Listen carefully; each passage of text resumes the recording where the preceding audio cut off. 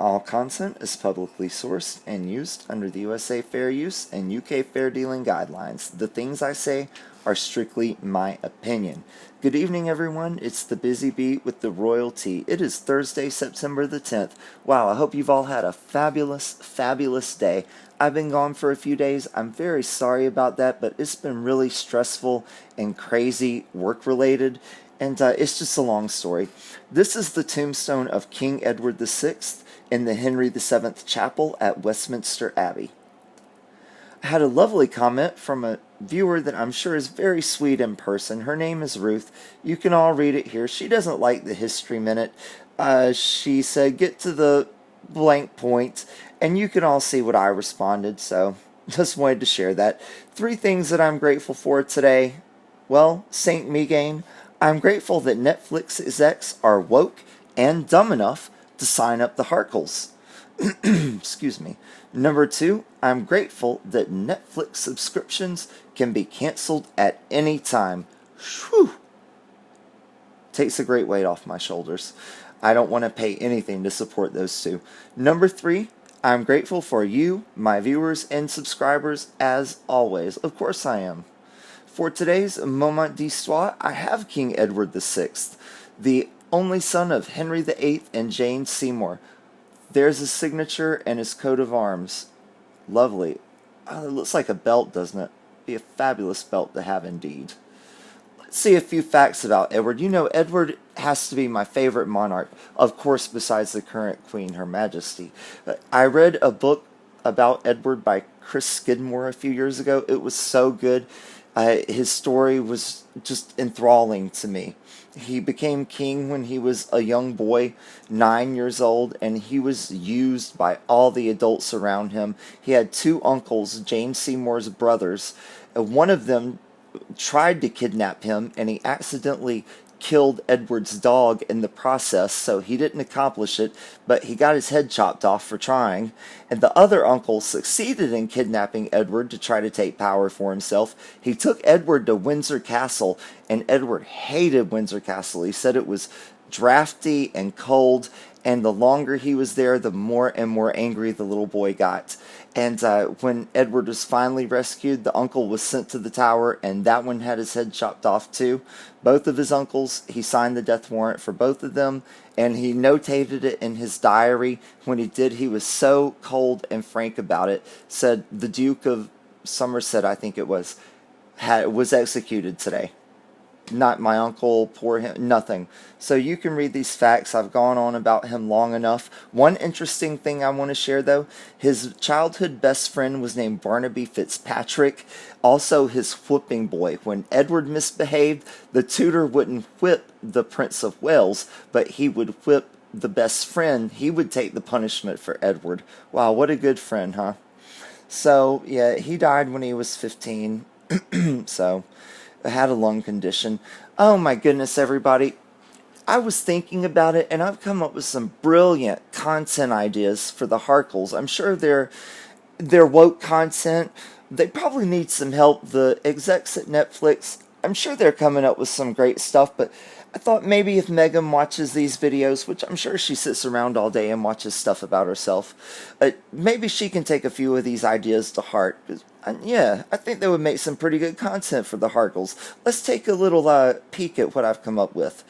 Number 1, a program called Patient Zero. It's a documentary tracking Smegs's link to every major cold sore outbreak since 2002. Number 2, it's a special reality show. I didn't know I was... I'm sorry. It's a reality show. I knew I was not pregnant, but I faked it. It's the Harkles' take on the reality show I didn't know I was pregnant. You remember that one? It came on in the USA. Might come on in the UK as well. Number 3, like Dolly Parton's movie from the 80s, except it's called The Best Little Whorehouse in Texas, but it documents Smegs moving to Texas and opening a business. The Dolly Parton movie by that title was a musical. Had Burt Reynolds in it as well, I saw it. Number 4, Doria Does Taxes. It's a live call-in show where Doria gives viewers tax advice. And, well, she's a convicted felon for tax evasion, right? She shouldn't do that. Let's scrap that idea. Never mind, that one's not so good. Number 5, Escaping Hare and Me, chronicling Archie's brave journey to escape Harkleville. All right, number 6, Fantasy Island, a deep dive into the thoughts of Smegs, because they're all fantasies, nothing's real. Number 7, How to Lose Friends and Alienate People, the Harkles talk show, like their Oprah's Guide to Life talk show, Number 6, oh, I already did that, sorry. Number 8, No Class Trailer Trash. It's like a Smegs' lifestyle show. Number 9, The Home Merching Network. It's like a Megan's Mirror, but televised. Number 10, On Infertile Ground, a journey inside Smegs' womb.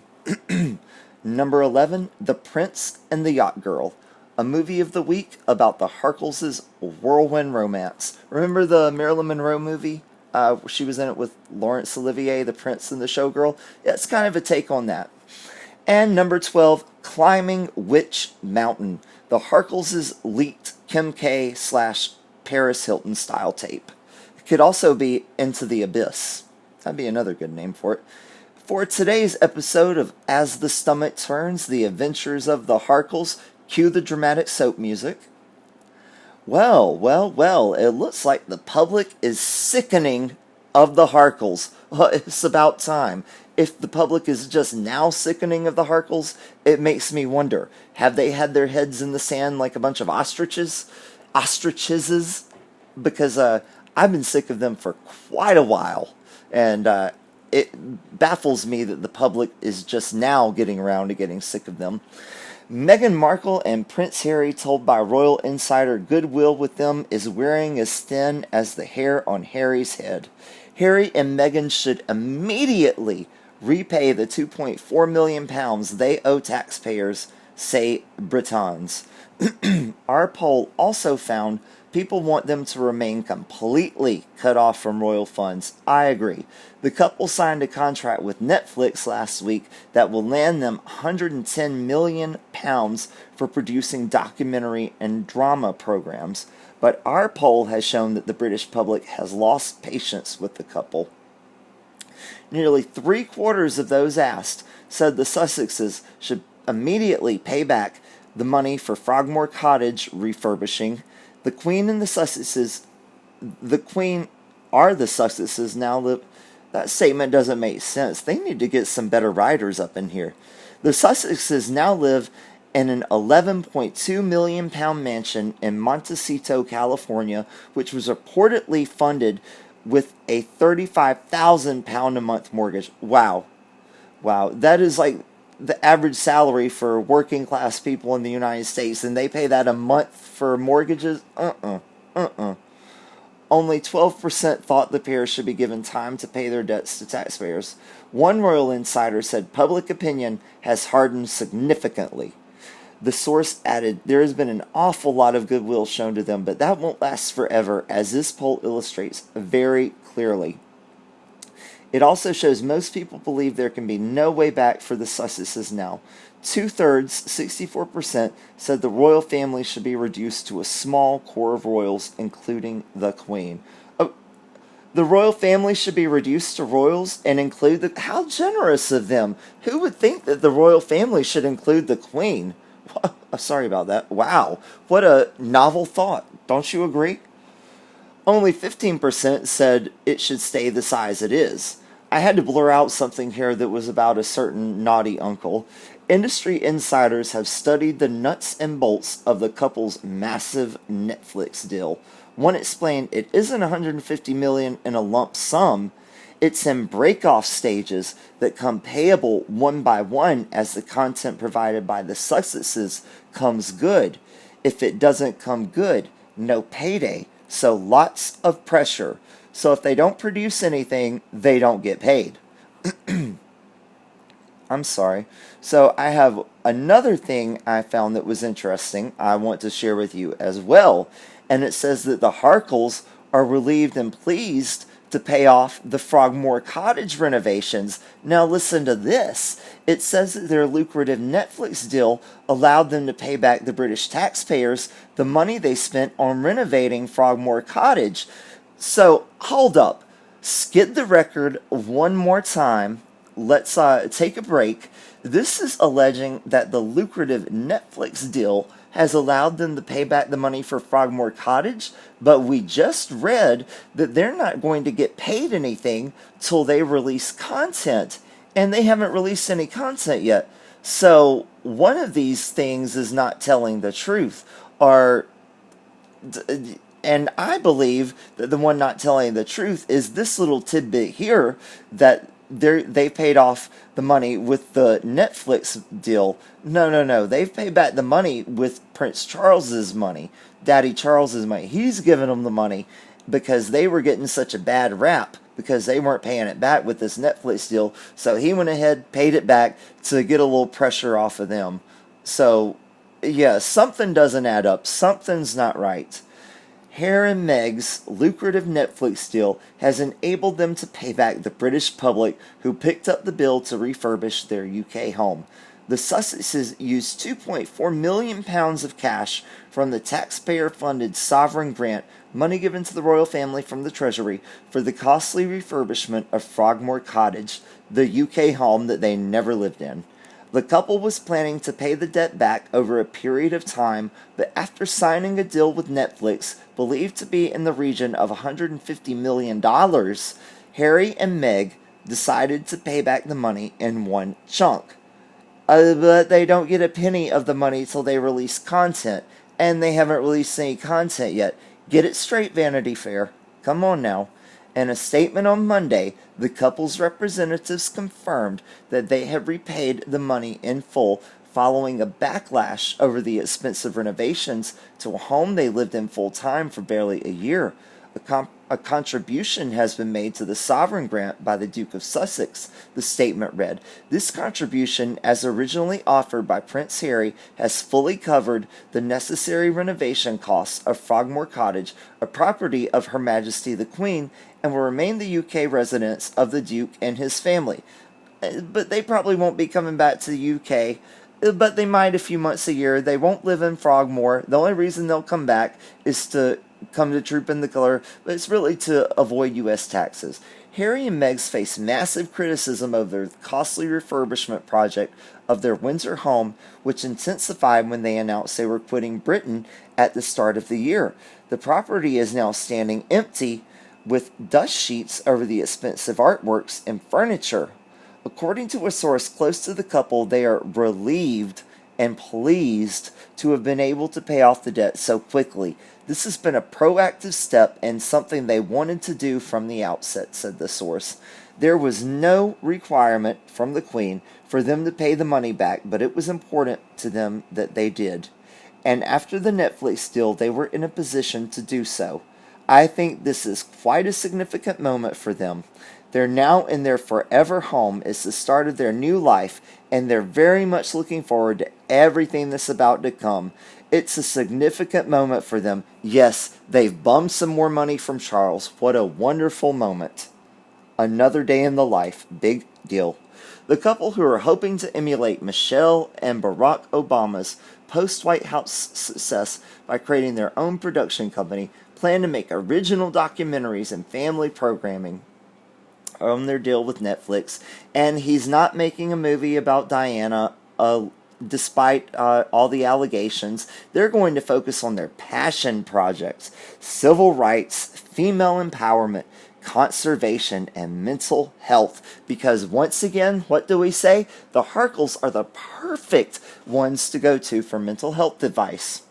As part of the Netflix deal, the Duke and Duchess said they plan to create programs that inform but also give hope, impactful content that unlocks action. Unlocking action. They want to unlock, the only action they want to unlock is unrest.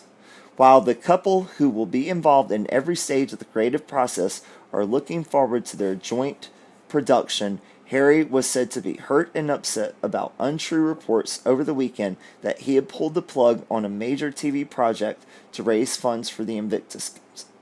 What? I think they have that backwards. Yeah, okay. According to the Sunday Times, the couple were forced to ditch an Invictus Games fundraiser. The reports that he pulled the plug on him. No, it should be that he pulled the plug on the Invictus Games to do a major TV project.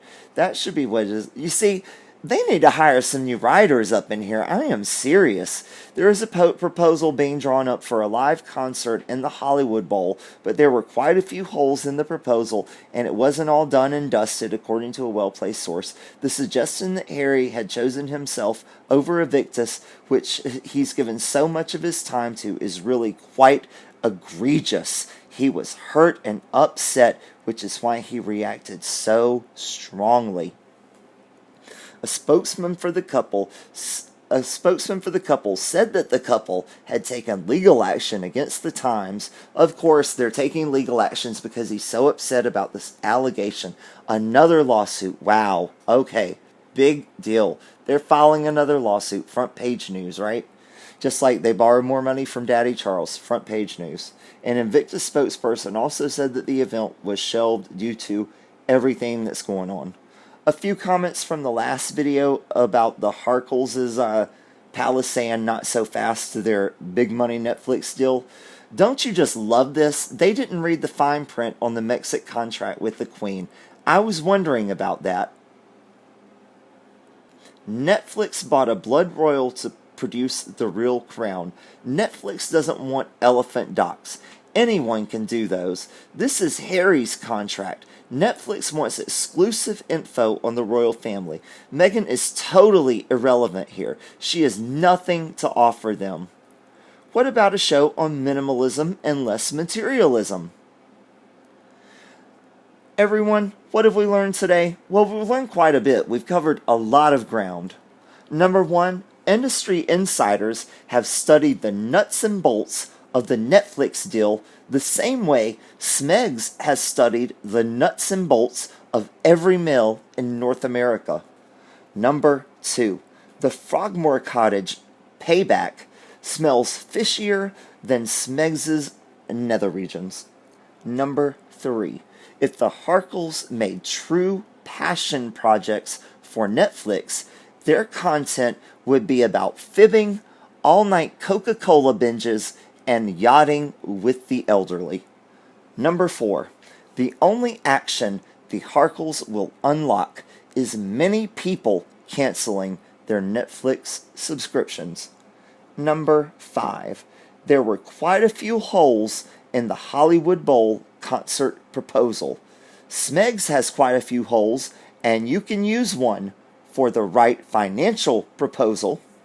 Number six, Just Harry's event was just put on the shelf like artificial until he is needed for merching purposes. Number seven, the Harkles didn't read the fine print in the megxit contract because Harry is illiterate and Smegs is so old her eyes cannot see writing that small. Number eight, the only thing Smegs can offer Netflix everyone there has already had or knows someone who has. Number 9. The Harkles are not qualified to discuss minimalism. The only place where the Harkles do minimalism is Harry's scalp. If you'd like to send treats to the dogs direct from the company, this is the P.O. Box. Our little love notes for me. Thanks, everyone. This is the 3 ladies and 1 gentleman. Thank you so much for watching. Please like, subscribe, comment, share, and hit the notification button. I will see you all in the next one. Thank you so much. Have a lovely evening, everyone. Bye-bye.